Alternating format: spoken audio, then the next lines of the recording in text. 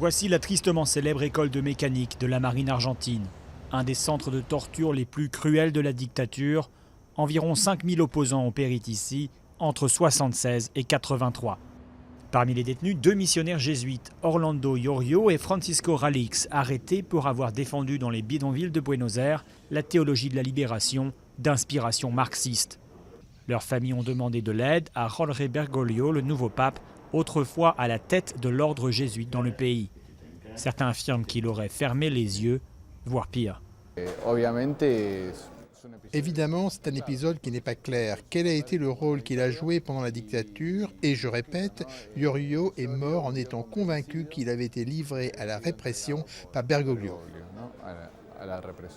Les 2 prêtres torturés avaient été libérés 5 mois après leur arrestation. Aujourd'hui, seul Francisco Ralix est toujours en vie.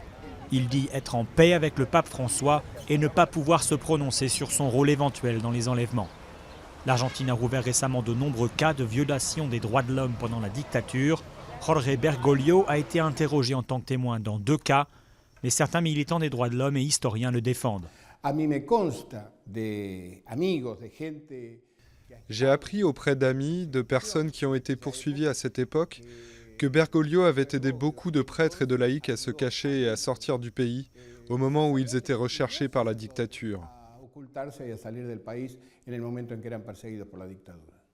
La hiérarchie de l'Église catholique argentine ne s'est pas opposée au régime militaire et certains de ses membres l'ont soutenu.